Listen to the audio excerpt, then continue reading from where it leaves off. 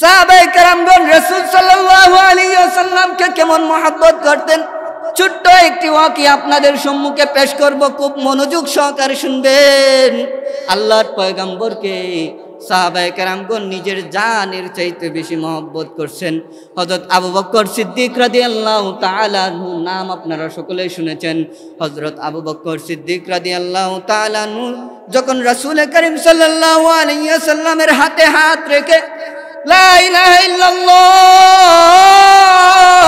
এই কালিমার বাক্য যেই মাত্র পাঠ করলেন, আবু বকর সিদ্দিক রাদিয়াল্লাহু তাআলা আনহু মুসলমান হওয়ার সাথে সাথে পয়গম্বরকে বলেন, পয়গম্বর এবার বলেন আপনার শরীয়তের মধ্যে কি কি বিধিনিষেধ আছে, ওই বিধিনিষেধগুলো আমাকে বলুন, আমি ওই বিধিনিষেধ অনুযায়ী আমার জীবনটাকে পরিচালিত করব। আল্লাহর পয়গম্বর আবু বকর সিদ্দিক রাদিয়াল্লাহু তাআলা আনহু আবু বকর সিদ্দিক রাদিয়াল্লাহু তাআলা আনহুকে ইসলামের বিধিনিষেধগুলা সুন্দরভাবে উপস্থাপন করে শুনিয়ে দিলেন। আবু বকর সিদ্দিক রাদিয়াল্লাহু তাআলা আনহু এবার গোপনে গোপনে রাসূল সাল্লাল্লাহু আলাইহি ওয়াসাল্লামের কথা অনুযায়ী নামাজ পড়ে, রোজা রাখে, যাকাত দেয়, হজ করে, সব আমলগুলো করতেছে। আল্লাহর রাসূল সাল্লাল্লাহু আলাইহি ওয়াসাল্লামের উপরে যখন আল্লাহ পাক রব্বুল আলামিন আদেশ করলেন, পয়গম্বর এতদিন গোপনে গোপনে আপনি মসজিদের মাইকের মধ্যে আজান দিতে পারেন না, এতদিন গোপনে গোপনে আজান দিয়েছেন, লুকিয়ে লুকিয়ে নামাজ পড়েছেন, লুকিয়ে লুকিয়ে কোরআন তেলাওয়াত করেছেন, আর এভাবে আর গোপনে চলবে না, এবার প্রকাশ্যে দাওয়াত দেন। আল্লাহর নবী বিশ্ব নবী রাহমাতুল লিল আলামিন আবু বকরকে ডেকে ডেকে বলেন, রে আবু বকর, আর নীরবে আর গোপনে গোপনে কোনো আমল চলবে না, গোপনে গোপনে আর ইসলামের দাওয়াত দেওয়া চলবে না, এবার মাথা উঁচু করে প্রকাশ্য মানুষের সম্মুখে ইসলামের দাওয়াত দিতে হবে। বলেন সুবহানাল্লাহ। এবার আবু বকর সিদ্দিক রাদিয়াল্লাহু তাআলা আনহু যেই মাত্র প্রকাশ্যে আল্লাহর রাসূল সাল্লাল্লাহু আলাইহি ওয়াসাল্লামের কথা অনুযায়ী ইসলামের বিধিনিষেধগুলা শুনাইতেছে মানুষদেরকে, ইসলামের দাওয়াতগুলো দিতেছে, চতুর্দিক থেকে কাফেররা আক্রমণ করতেছে, সাহাবায়ে কেরামদের উপরে নির্যাতন শুরু হয়ে গেছে, আবু বকরের উপরে বিভিন্ন ধরনের জুলুম নির্যাতন শুরু হয়ে গেছে, এমনভাবে নির্যাতন শুরু হয়ে গেছে আবু বকর সিদ্দিক রাদিয়াল্লাহু তাআলা আনহু নির্যাতনের শিকার হয়ে মক্কার রাস্তার মধ্যে বেহুশ অবস্থায় পড়ে আছে। সাহাবায়ে কেরামগণ আবু বকর সিদ্দিক রাদিয়াল্লাহু তাআলা আনহুর কাছে গেল।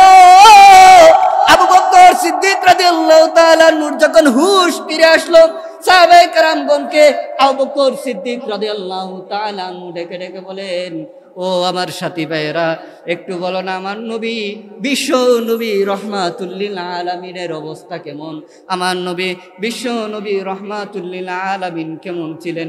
মুহতারাম হাজিরিন, একটু খেয়াল করে শুনবেন, বেহুশ অবস্থায় যখন হুশ ফিরে আসেন, ওই ব্যক্তি তো ওষুধ খাওয়ার কথা ছিল, পানি পান করার কথা ছিল, অন্য কোনো কথা বলার কথা ছিল, কিন্তু না, রাসূলকে, আল্লাহর হাবিবকে আবু বকর সিদ্দিক রাদিয়াল্লাহু তাআলা আনহু এমন মহব্বত করতেন যে বেহুশ হয়ে হুশ ফিরে আসার পর সাথে সাথেই বললেন, আমার পয়গম্বর কেমন আছেন? বলেন সুবহানাল্লাহ। সাল্লাল্লাহু তাআলা আলাইহি ওয়া আলা আলিহি ওয়া আসহাবিহি ওয়া বারিক ওয়া সাল্লিম। أما بعد فأعوذ بالله من الشيطان الرجيم. بسم الله الرحمن الرحيم. وما أرسلناك إلا رحمة للعالمين.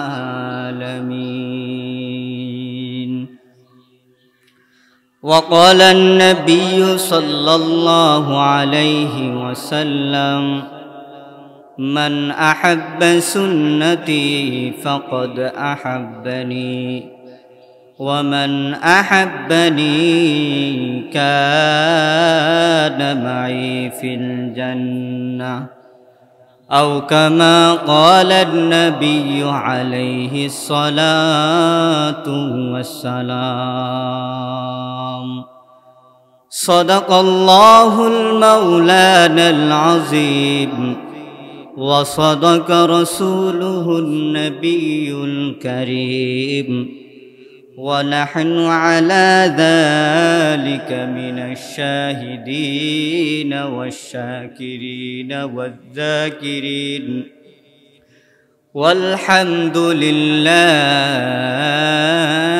رب العالمين সকলে মহব্বতে দুরুদ ইব্রাহিম পাঠ করি اللهم صل على محمد وعلى آل محمد كما صليت على إبراهيم وعلى آل إبراهيم إنك حميد مجيد اللهم بارك على محمد وعلى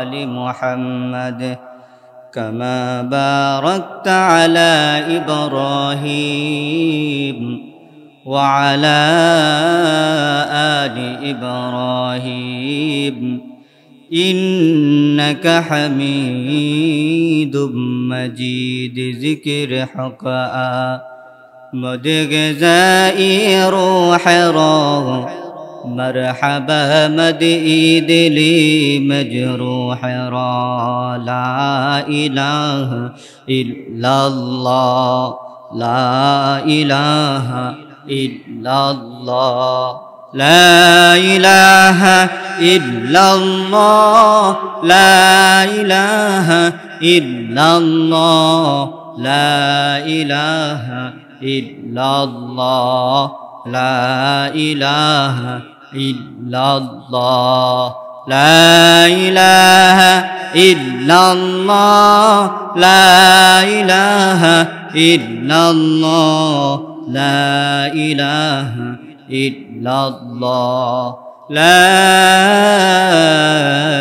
إله إلا الله محمد رسول الله صلى الله عليه وسلم سبحانك لا علم لنا إلا ما علمتنا إنك أنت العليم الحكيم رب اشرح لي صدري ويسر لي أمري واحلل عقدة من لساني يفقه قولي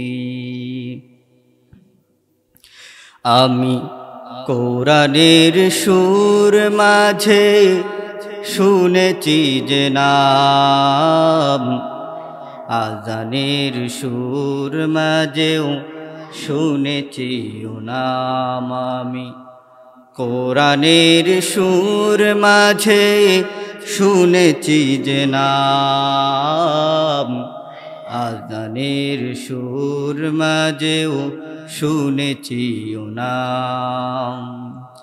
ও নাম শুনেছি আমি আমার হৃদয় হে রাসূল নবীজি তোমায় আমি কোরআনের সুর মাঝে শুনেছি যে নাম আজানের সুর মাঝেও শুনেছি ও নাম ও নামে এত জাদু এত মধুময়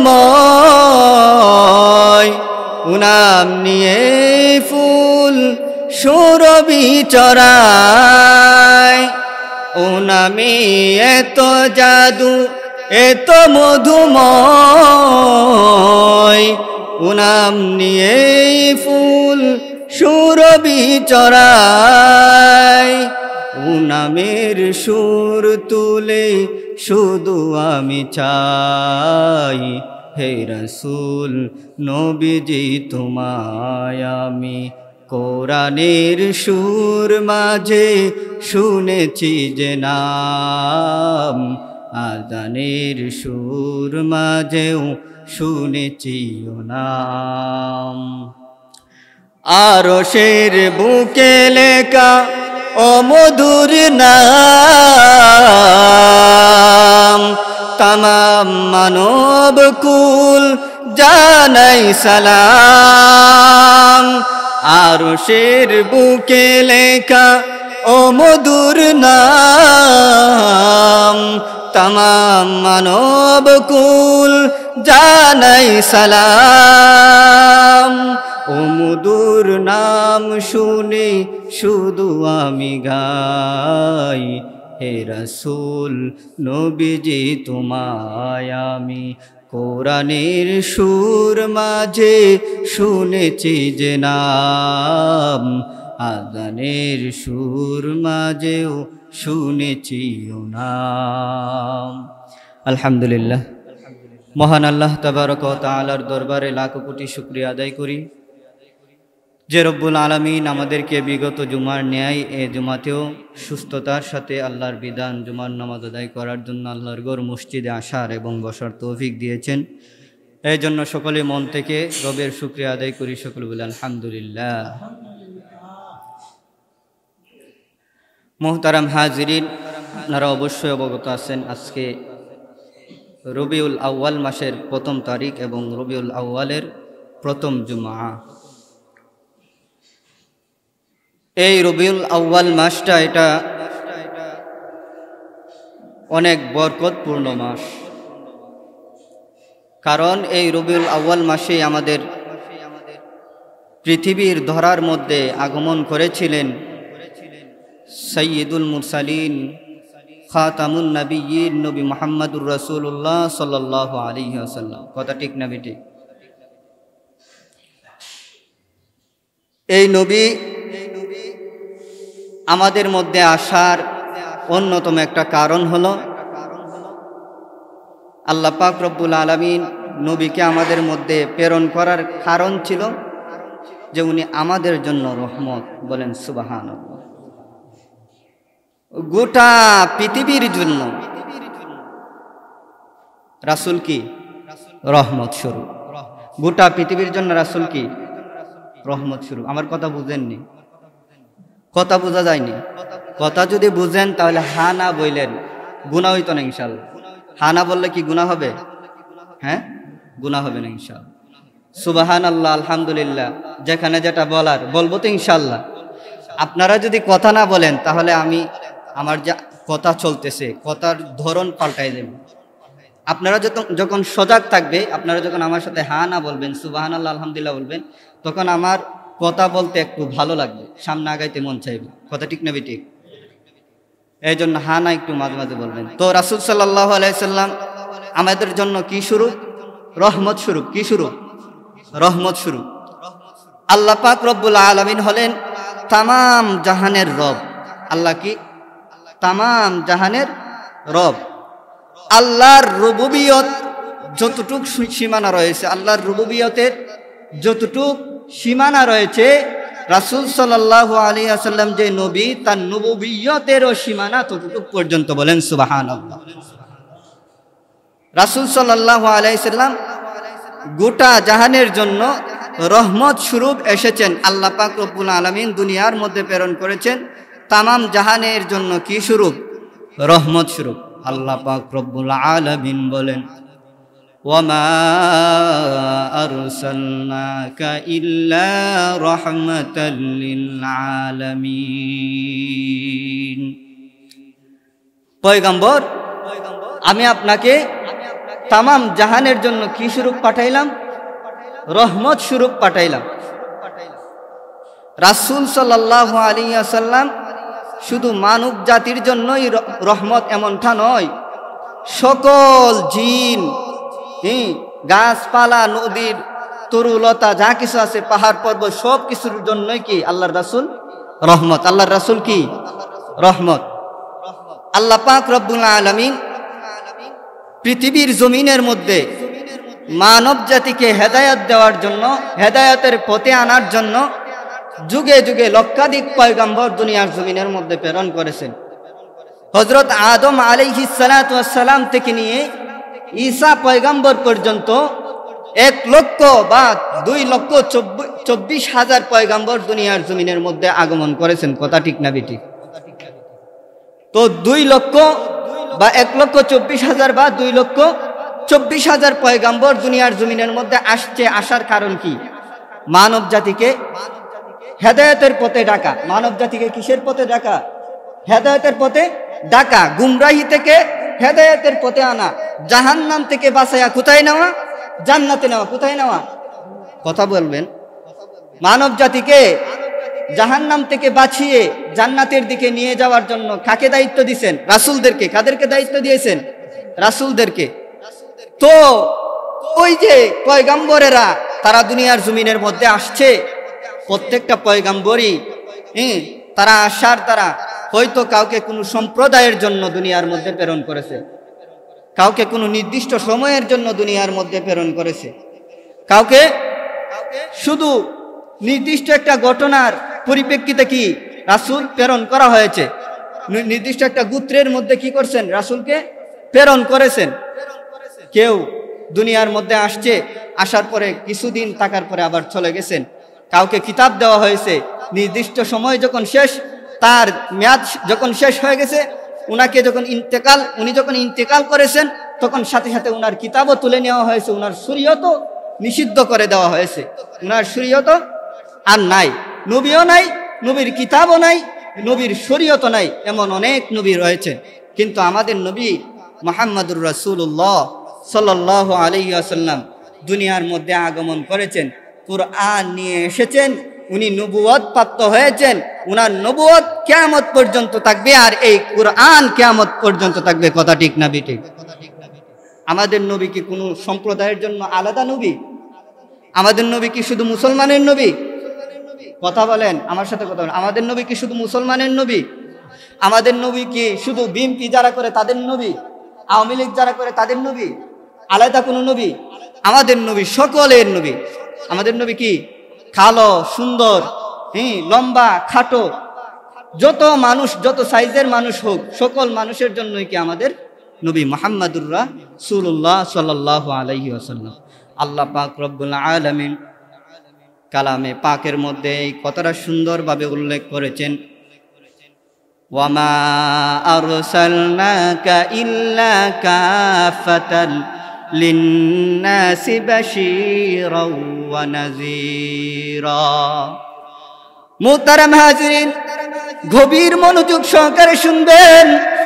আল্লাহ পাক রব্বুল আলামিন পয়গম্বরকে দুনিয়ার জমিনের মধ্যে পাঠাইছে কোনো নির্দিষ্ট কোনো মানুষের জন্য নয়, নির্দিষ্ট কোনো গোত্রের জন্য নয়।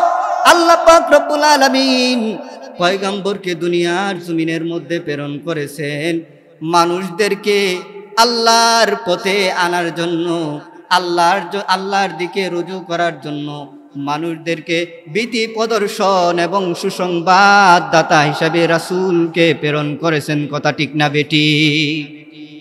কথা জুড়ে বলেন, কথা ঠিক না বেঠিক? রাসূল সাল্লাল্লাহু আলাইহি ওয়াসাল্লামকে আল্লাহ পাক রব্বুল আলামিন দুনিয়ার জমিনের মধ্যে প্রেরণ করেছেন, নবী হিসাবে প্রেরণ করেছেন। আল্লাহ পাক রব্বুল আলামিন পয়গম্বরকে অন্য এক আয়াতের মধ্যে পয়গম্বরকে বলে দিতেছেন, পয়গম্বর কুল ইয়া আহলান কুল ইয়া আইয়ুহান নাস ইন্নী রাসূলুল্লাহি ইলাইকুম জামিআ। সুবহানাল্লাহ। আল্লাহ পাক রব্বুল আলামিন বলে, পয়গম্বর আপনি আপনার উম্মতদেরকে বলে দেন, কুল, হে নবী আপনি বলুন, ইয়া আইয়ুহান নাস, হে লোক সকল, ইন্নী রাসূলুল্লাহি ইলাইকুম জামিআ, আমি পয়গম্বর, আমি রাসূল তোমাদের নিকটে এসেছি, আমি রাসূল তোমাদের জন্য প্রত্যেকের জন্য রাসূল হিসাবে প্রেরণ হয়েছি। বলেন সুবহানাল্লাহ। তাহলে এই আয়াতগুলোর দ্বারা বোঝা যায় আল্লাহর রাসূল সাল্লাল্লাহু আলাইহি ওয়াসাল্লাম কি শুধু মক্কার জন্য নবী, শুধু মদিনার জন্য নবী, না তামাম জাহানের যত মানুষ রয়েছে প্রত্যেকটা মানুষের নবী? বলেন ঠিক না বেঠিক? প্রত্যেকটা মানুষের নবী। তো মুহতারাম হাজিরিন, রাসূল সাল্লাল্লাহু আলাইহি ওয়াসাল্লাম দুনিয়ার জমিনের মধ্যে আগমন করেছে, কথাটা কি সত্য না মিথ্যা? সত্য। রাসূল তো যে কোনো একটা দিন আসছেই, যে কোনো দিন তো রাসূল দুনিয়ার জমিনের মধ্যে আগমন করছেই, কিন্তু রাসূল কোন দিন এসেছেন দিনও ঠিক আছে, কিন্তু কোন তারিখে এসেছেন এটার কোনো কি নাই, নির্ধারিত কোনো তারিখ জানা নাই। আচ্ছা বলুন তো, রাসূল যখন জন্মগ্রহণ করেছিল তখন কি পত্রিকাপত্র ছিল, রেকর্ড করার মতো কোনো বস্তু ছিল, মোবাইল ছিল, টেলিভিশন ছিল, ক্যামেরা ছিল? কিছুই ছিল না। তাহলে রাসূল তো অনেক আগের যুগের, প্রায় 1500-1600 বছর আগের। তাহলে ওই রাসূল যখন এসেছে, যদি ক্যামেরাও না থাকে, মোবাইলও না থাকে, টেলিভিশনও না থাকে, কোনো পত্র পত্রিকাও না থাকে, তাহলে উনার জন্ম তারিখটা কিভাবে ঠিক রাখবে? হাদিসের কোন কিতাবের মধ্যে রাসূলের নির্ধারিত তারিখ, কোন তারিখে রাসূল সাল্লাল্লাহু আলাইহি সাল্লাম জন্মগ্রহণ করেছে, ওই নির্ধারিত কোনো তারিখ নাই। বুখারী শরীফ, মুসলিম শরীফ, তিরমিজি শরীফ, আবু দাউদ শরীফ, ইবনে মাজাহ শরীফ, সিয়াসিত্তার যত কিতাব রয়েছে, কোন কিতাবের মধ্যে, কোন হাদিসের বর্ণনার মধ্যে কি পাওয়া যায় না? রাসূলের জন্মের তারিখ নির্ধারিত সময় পাওয়া যায় না। কোন সাহাবী বলেছেন 9 তারিখে রাসূল সাল্লাল্লাহু আলাইহি সাল্লাম জন্মগ্রহণ করেছেন, কেউ কেউ বলেছেন রবিউল আউয়ালের 2য় তারিখে রাসূল সাল্লাল্লাহু আলাইহি সাল্লাম জন্মগ্রহণ করেছেন, কেউ বলেছেন 18 তারিখ, কেউ বলেছেন 12 তারিখ। কিন্তু রাসূলের মৃত্যুর সম্পর্কে কিছু হাদিস পাওয়া যায় যে রাসূল সাল্লাল্লাহু আলাইহি সাল্লাম 12ই রবিউল আউয়াল মৃত্যুবরণ করেছে, সিরাতের কিতাবের মধ্যে পাওয়া যায়। তো মুহতারাম হাজিরিন, রাসূল সাল্লাল্লাহু আলাইহি ওয়াসাল্লাম দুনিয়ার মধ্যে আগমন করছে, তাতে আমরা খুশি না বেরাস? খুশি না? রাসূল যে দুনিয়ার মধ্যে আগমন করছে, এই আগমনে আমরা খুশি না বেরাস? খুশি। আল্লাহ পাক রব্বুল আলামিন বলেন, কুল বিফাদলিল্লাহি জামিআ, কুল বিফাদলিল্লাহি ওয়া বিরহমাতিহি ওয়া বিযালিকা ফায়াফরাহু হুয়া খায়রুম মিম্মা ইয়াজমাউন। আল্লাহ পাক রব্বুল আলামিন বলেন, কুল বিফাদলিল্লাহি ওয়া বিরহমাতিহি, হে নবী আপনি বলুন, বিফাদলিল্লাহি ওয়া বিরহমাতিহি, আমার দয়া এবং অনুগ্রহে ইয়াফরাহুন, তোমরা কি হও? আনন্দিত হও, খুশি হও।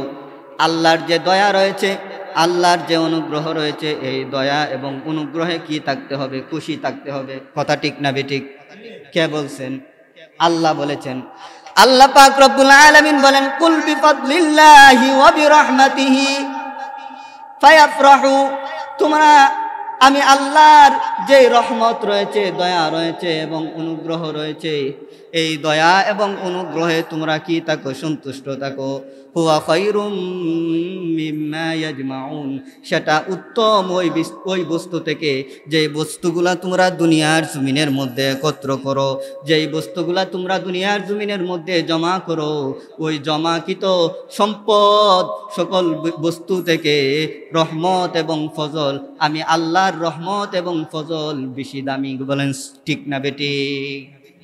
তাহলে আল্লাহ পাক রব্বুল আলামিন নবীকে দুনিয়ার জমিনের মধ্যে প্রেরণ করেছেন, এতে আমাদের খুশির কথা কিনা? আমরা খুশি আছি কিনা? রাসূল সাল্লাল্লাহু আলাইহি সাল্লাম দুনিয়ার জমিনের মধ্যে আসছেন, এই দুনিয়ার মধ্যে আসার কারণে আমরা খুশি না বেরাল? খুশি। কিন্তু একদল বেদাতীরা দুনিয়ার জমিনের মধ্যে আছে, একদল বেদাতীরা তাদেরকে পাওয়া যায় তারা রহমত এবং ফজল দ্বারা উদ্দেশ্য নেই, রহমত এবং ফজল দ্বারা উদ্দেশ্য নেই যে মিলাদুন নবী, আর ইয়াফরাহুন শব্দের অর্থ দ্বারা উদ্দেশ্য নেই যে জুসনে জুলুস। বলেন নাউজুবিল্লাহ। অথচ আব্দুল্লাহ ইবনে আব্বাস রাদিয়াল্লাহু তাআলা আনহু এই আয়াতের ব্যাখ্যা করেন যে রহমাতুন শব্দের অর্থ দ্বারা হইছে কুরআন, এবং ফজলুন শব্দের অর্থ দ্বারা হইছে কুরআন, আর রহমাতুন শব্দের অর্থ দ্বারা কি? নবী। ফাদলুন শব্দের অর্থ দ্বারা কি কুরআন, এবং রহমাতুন শব্দের অর্থ দ্বারা হলো ইসলাম কায়েম করা, ইসলাম লা ইলাহা ইল্লাল্লাহ কালিমা পাঠ করা, মুসলমান হওয়া। রহমাতুন শব্দের অর্থ দ্বারা কি মুসলমান হওয়া। এটা কার ব্যাখ্যা? আব্দুল্লাহ ইবনে আব্বাস রাদিয়াল্লাহু তাআলা আনহু এই ব্যাখ্যা করেন। অথচ একদল নামদারি মুসলমান বেদাতীরা তারা এর ব্যাখ্যা করে যে রহমাতুন, ফাদলুন এবং রহমাতুন এর দ্বারা হলো মিলাদুন নবী, এবং ইয়াফরাহুন যে শব্দ বলা হয়েছে এর দ্বারা হলো জশ্নে জুলুস। বলেন নাউজুবিল্লাহ। তারা যে জশ্নে জুলুস করে তবলা বাজায়, এই তবলাগুলো যে বাজাইতেছে, এই তবলা কি কোনো মুসলমানের জন্য বাজানো জায়েজ আছে? পুরুষ মহিলা একসাথে মিছিল করা কি কোনো জায়েজ আছে? এইগুলা দেখা যায় হিন্দুদের কালচার, ইয়াহুদি নাসারাদের কালচার, এইগুলা তারা এই কাজকর্মগুলা তারা করতেছে। তারা আসলে নামদারি মুসলমান, তারা নামদারি আশেকে রাসূল, তারা হলো বেঈমান। বলেন কথা ঠিক না বেটি? কারণ কোনো মুসলমানের দ্বারা কি হতে পারে না, এইসব কাজ কোনো সময় সংগঠিত হওয়া এটা কাম্য নয়। মুহতারাম হাজিরিন, এই জন্যই রাসূল সাল্লাল্লাহু আলাইহি ওয়াসাল্লামের আগমনে আমরা খুশি। তবে রাসূল সাল্লাল্লাহু আলাইহি ওয়াসাল্লামের আগমনে আমরা কিভাবে খুশি হব? রাসূল সাল্লাল্লাহু আলাইহি ওয়াসাল্লামের জীবনী আমরা তালাশ করব, যে রাসূলের জামানার মধ্যে যে রাসূল তার জন্মদিন কিভাবে পালন করছেন। রাসূলের জীবনী অনেক হাদিসের কিতাবের মধ্যে পাওয়া যায়। সূক্ষ্ম থেকে সূক্ষ্ম বিষয়গুলা হাদিসের কিতাবের মধ্যে পাওয়া যায়, কিন্তু কি না রাসূল সাল্লাল্লাহু আলাইহি ওয়াসাল্লাম নিজে জন্মদিন পালন করছে, এর কোনো কি নাই, কোনো বিষয় নাই, কোনো বিষয় কি নাই, উল্লেখ নাই। রাসূল সাল্লাল্লাহু আলাইহি ওয়াসাল্লাম যে জন্মদিন পালন করছে এ ব্যাপারে কোনো কি নাই, হাদিস নাই। বুখারী শরীফের মধ্যেও নাই, মুসলিম শরীফ, আবু দাউদ, ইবনে মাজাহ, সিয়াসিতার কোনো কিতাবের মধ্যে কি নাই, রাসূল সাল্লাল্লাহু আলাইহি ওয়াসাল্লাম নিজে জন্মদিন পালন করছে নাই। সাহাবায়ে কেরামের জীবনী যদি তালাশ করা হয় তাহলে আমরা দেখব যে সাহাবায়ে কেরামরাও কি করে নাই, এই রাসূলের জামানার মধ্যে কি করে নাই, রাসূলের জন্মদিন কি করে নাই, পালন করে নাই। এবং আইম্মায়ে সালিহিন, সলফে সালিহিন যারা, আইম্মায়ে মুজতাহিদিন, সলফে সালিহিন, চার ইমাম যারা আছে, ইমাম আবু হানিফা থেকে শুরু করে ইমাম আবু ইউসুফ, শাফি রহমাতুল্লাহি আলাইহি, যত ইমামরা রয়েছেন কোন ইমামই কি করে নাই, রাসূল সাল্লাল্লাহু আলাইহি সাল্লামের জন্মদিন পালন করে নাই। তাহলে রাসূল সাল্লাল্লাহু আলাইহি সাল্লামের জন্মদিন আমরা কিভাবে পালন করব? রাসূল সাল্লাল্লাহু আলাইহি সাল্লামের সুন্নত যদি আমি মানতে পারি, সুন্নতের ইতাআত যদি করতে পারি, তাহলেই আমি কি রাসূলের আশিক। কথা ঠিক না বেটি? আমি কাউকে ভালোবাসি, কাউকে মহব্বত করি, আমি মেসিকে ভালোবাসি, আমি নেইমারকে ভালোবাসি। আমি যখন মেসিকে ভালোবাসবো, নেইমারকে যখন ভালোবাসবো, দেখবেন যে আমার চরিত্রের মধ্যে, আমার শরীরের মধ্যে মেসির নমুনা ফিট হইতেছে। অনেক ছেলেদেরকে দেখবেন মেসি নেইমারের মতো চুল কাটিং করে রাখে। কথা ঠিক না বেটি? সে প্রমাণ করে যে আমি মেসির ভক্ত, সে প্রমাণ করে যে আমি নেইমারের ভক্ত। তো ঠিক তেমনি ভাবে আমরা যদি রাসূলকে মহব্বত করতে চাই, রাসূলকে ভালোবাসতে চাই, আমাদের কাজকর্ম কি করতে হবে? রাসূলের আদর্শ অনুযায়ী করতে হবে। কথা ঠিক না বেঠিক? আল্লাহর রাসূল সাল্লাল্লাহু আলাইহি ওয়াসাল্লাম বলেন, মান আহাব্বা সুন্নতি ফাকাদ আহাব্বানি ওয়া মান আহাব্বানি কানা মাই ফিল জান্নাহ।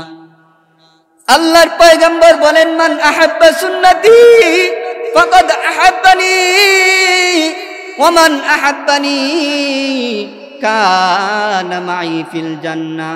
পয়গম্বর বলে দেন, ও দুনিয়ার উম্মতের দল, তোমরা শুধু মুখে মুখে আমাকে বললেই চলবে না যে আমি নবীকে ভালোবাসি, আমি নবীকে মহব্বত করি। এই কথা শুধু মুখে মুখে বললে চলবে না।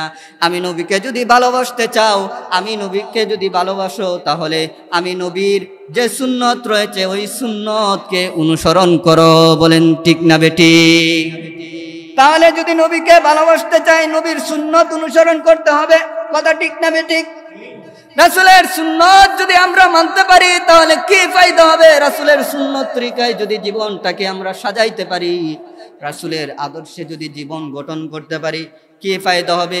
আল্লাহর রাসূল সাল্লাল্লাহু আলাইহি ওয়াসাল্লাম হাদিসের শেষ অংশে বলতেছেন, ওয়ামান আহাব্বা সুন্নতি ফামান আহাব্বা সুন্নতি ফাকাদ আহাব্বানি ওয়ামান আহাব্বানি কানা মাই ফিল জান্নাহ।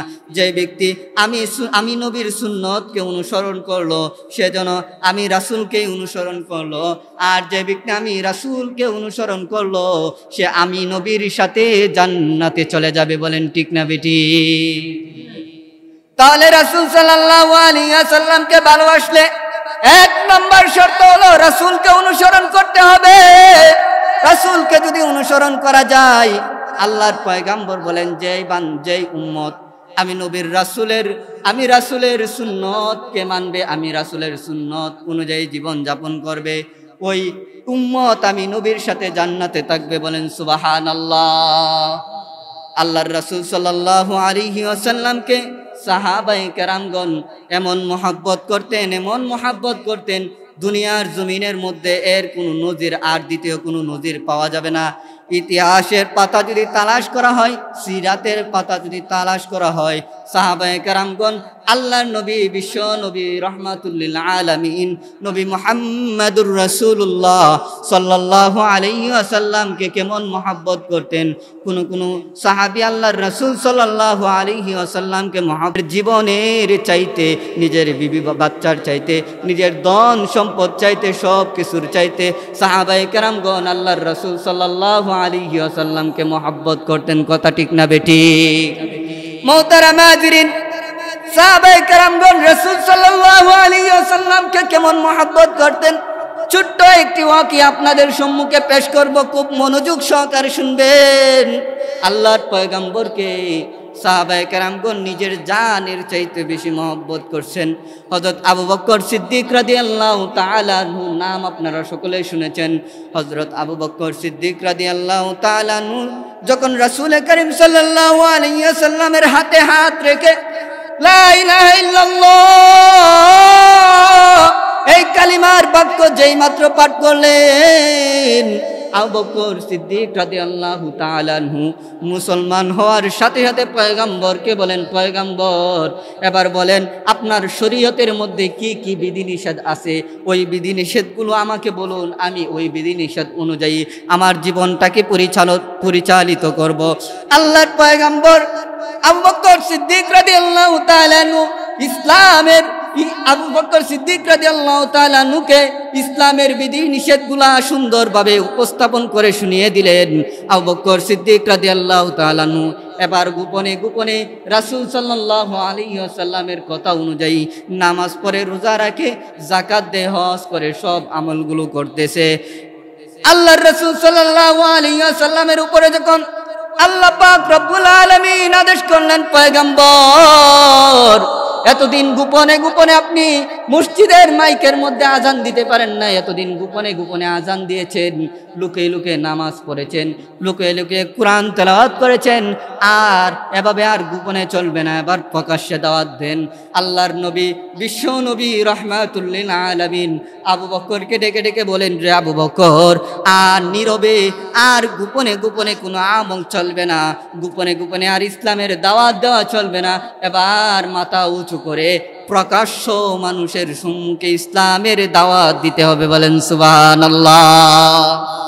এবার আবু বকর সিদ্দিক রাদিয়াল্লাহু তাআলা আনহু যেই মাত্র প্রকাশ্যে আল্লাহর রাসূল সাল্লাল্লাহু আলাইহি ওয়াসাল্লামের কথা অনুযায়ী ইসলামের বিধিনিষেধগুলা শুনাইতেছে মানুষদেরকে, ইসলামের দাওয়াতগুলো দিতেছে, চতুর্দিক থেকে কাফেররা আক্রমণ করতেছে, সাহাবায়ে কেরামদের উপরে নির্যাতন শুরু হয়ে গেছে, আবু বকরের উপরে বিভিন্ন ধরনের জুলুম নির্যাতন শুরু হয়ে গেছে, এমনভাবে নির্যাতন শুরু হয়ে গেছে আবু বকর সিদ্দিক রাদিয়াল্লাহু তাআলা আনহু নির্যাতনের শিকার হয়ে মক্কার রাস্তার মধ্যে বেহুশ অবস্থায় পড়ে আছে। সাহাবায়ে কেরামগণ আবু বকর সিদ্দিক রাদিয়াল্লাহু তাআলা আনহুর কাছে গেল। আবু বকর সিদ্দিক রাদিয়াল্লাহু তাআলা আনহুর যখন হুশ ফিরে আসলো, সাহাবায়ে কেরামগণকে আবু বকর সিদ্দিক রাদিয়াল্লাহু তাআলা আনহু ডেকে বলেন, ও আমার সাথী ভাইয়েরা, একটু বলো না আমার নবী, বিশ্ব নবী রহমাতুল্লিল আলামিনের অবস্থা কেমন? আমার নবী, বিশ্ব নবী রহমাতুল্লিল আলামিন কেমন ছিলেন? মোহতারাম হাজিরিন, একটু খেয়াল করে শুনবেন। বেহুশ অবস্থায় যখন হুশ ফিরে আসেন, ওই ব্যক্তি তো ওষুধ খাওয়ার কথা ছিল, পানি পান করার কথা ছিল, অন্য কোনো কথা বলার কথা ছিল, কিন্তু না, রাসূলকে, আল্লাহর হাবিবকে আবু বকর সিদ্দিক রাদিয়াল্লাহু তাআলা আনহু এমন মহাব্বত করতেন যে বেহুশ হয়ে হুশ ফিরে আসার পর সাথে সাথেই বললেন, আমার পয়গম্বর কেমন আছেন? বলেন সুবহানাল্লাহ। মুহতারাম হাজিরিন, তাহলে আমরাও নবীকে ভালোবাসি, আমরাও রাসূলকে মহব্বত করি, কিন্তু আমাদের চেহারার দিকে তাকাইলে নবীর আশেক বলে কেউ আমাদেরকে দাবি করবে না। আমাদের চেহারার দিকে যদি তাকাই, কেউ বলবে না যে সে নবীর আশেক। অথচ আমরা যদি একজন হিন্দুর সাথে চলাফেরা করি, আমাদের পার্থক্যটা এমন হওয়া দরকার ছিল যে হিন্দু লোক এবং মুসলমান লোক একসাথে দুইজন রাস্তা দিয়ে হাঁটতেছে, দুইজনের মধ্যে দেখেই বুঝে ফেলবে যে সে হিন্দু, সে মুসলমান। কিন্তু বড় দুঃখের বিষয়, আজকে দুনিয়ার জমিনের মধ্যে এমন এমন বান্দাদেরকে পাওয়া যায় যাদের চেহারার দিকে তাকাইলে মুসলমান কিনা এটাই সন্দেহ আছে। কথা বলেন ঠিক না বেঠি? হিন্দুরাও দেখবেন এখন দাড়ি রাখে, কিন্তু মুসলমানের ঘরের সন্তান সুন্নত, রাসূলের সুন্নত দাড়ি রাখতে পারেন। সমাজের মানুষ কি বলবে এই ভয়ে। কিন্তু আপনি যখন মরে যাবেন, আপনার সমাজকে আপনার সাথে নিয়ে যাইবেন। আপনার স্ত্রী ভালো পায় না দাড়ি, আপনি কি মরার সময় আপনার স্ত্রীকে সাথে করে নিয়ে যাবেন? আমার কবরের মধ্যে আমি যেতে হবে, আমার সওয়াল জবাব আমাকেই দিতে হবে। কথা ঠিক না বেঠিক? আমি মরতেই হবে। আল্লাহ পাক রব্বুল আলামিন বলেন, কুল্লু নাফসিন যায়িকাতুল মাউত, প্রত্যেকটা প্রাণীকে কি করতে হবে? মৃত্যুর স্বাদ আস্বাদন করতে হবে। কিন্তু বলবেন হুজুর, এই যে মসজিদ, এই যে গাছপালা, তরুলতা, পাহাড় পর্বত আছে, এইগুলার কি কোনো মৃত্যু আছে? হ্যাঁ, তাদেরও মৃত্যু আছে, তাদের ধ্বংস আছে। তাদের কি আছে? তাদের ধ্বংস আছে। আল্লাহ পাক রব্বুল আলামিন বলেন, ওয়ায়াবকা ওয়াজহু রাব্বিকা যুল জালালি ওয়াল ইকরাম কুল্লু মান আলাইহা ফান। আল্লাহ পাক রব্বুল আলামিন বলেন, হে দুনিয়ার মানুষ, দুনিয়ার মধ্যে দেখতেছো বিশাল বড় বড় পাহাড় দাঁড়িয়ে আছে, এইগুলা থাকবে না, এইগুলোরও ধ্বংস আছে। তুমি যেমন মৃত্যুবরণ করবা, তুমি যেমন ধ্বংস হয়ে যাইবা, ঠিক তেমনি ভাবে এই বিশাল বড় বড় পাহাড়ও ধ্বংস হয়ে যাবে। কুল্লু মান আলাইহা ফান ওয়া ইয়াবকা ওয়াজহু রাব্বিকা যুল জালালি ওয়াল ইকরাম। একমাত্র বাকি থাকবেন তিনি কে? আল্লাহ। কে বাকি থাকবেন? আপনাদের সামনে বয়ান করা আর গুরুস্থানের সামনে গিয়ে জিয়ারত করা এক সমান। কোনো হ্যাঁ না কিচ্ছুই নাই কথার মধ্যে। আল্লাহু আকবার। তাহলে আলোচনার মূল বিষয় ছিল যে মিলাদুন নবী এবং বেদাতি সম্প্রদায়। মুহতারাম হাজিরিন, আমরা রাসূলের আগমনে খুশি না বেরাস? খুশি। কথা জুড়ে বলেন। মনে হয় আপনারা খুশি না? খুশি নি? খুশি হইলে কি আমার গান বাজাইতে হইব? মেয়েদের সাথে নিয়ে আমি মিছিল করতে হইব? ঢোল বাজাইতে হইব? রাসূলের জামানার মধ্যে কি এমন ছিল? তাহলে আমি যদি রাসূলের আশেক হতে চাই, রাসূলের সুন্নতকে অনুসরণ করতে চাই, তাহলেই কি আমি বড় রাসূলের আশেক? আমি রাসূলকে মহব্বত করতে চাইলে কি করতে হবে? রাসূলের সুন্নত ধরতে হবে।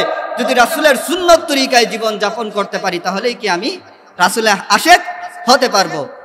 আর যদি আমি রাসূলকে মহব্বত না করি, রাসূলকে নিজের জানের চাইতে, নিজের মালের চাইতে মহব্বত না করি, তাহলে আমরা কি হতে পারবো না? ঈমানদার হতে পারবো না। আল্লাহর রাসূল সাল্লাল্লাহু আলাইহি ওয়াসাল্লাম বলেন, লা ইউমিনু আহাদুকুম হাত্তা আকুনা আহাব্বা ইলাইহি মিন ওয়ালিদিহি ওয়া ওয়ালাদিহি ওয়ান নাসি আজমাইন। যে ওই ব্যক্তি, ওই উম্মত ততক্ষণ পর্যন্ত মুমিন হতে পারবে না যতক্ষণ পর্যন্ত সে তার সন্তানাদি এবং যত ব্যবসা বাণিজ্য, যত সম্পদ আছে, সবকিছুর চাইতে বেশি আমি নবীকে মহব্বত না করবে। বলেন ঠিক না বেটি? তাহলে রাসূলকে যদি আমরা সব কিছুর চাইতে বেশি মহব্বত করতে পারি তাহলেই আমি কি রাসূলের আশেক। আর বেদাতিরা যে জশ্ন জুলুস পালন করে, ঈদে মিলাদুন নবী পালন করে, এগুলা কি নাই, শরীয়তের কোনো ভিত্তি নাই। আল্লাহ পাক রব্বুল আলামিন আমাদেরকে এই সকল বেদাতি কাজকর্ম এবং জশ্নে জুলুস নামে অপপ্রচার থেকে আল্লাহ পাক রব্বুল আলামিন আমাদেরকে হেফাজত করুন। সকলে বলে আমিন। ওয়া আখিরু দাওয়ানা আনিল হামদুলিল্লাহি রাব্বিল আলামিন।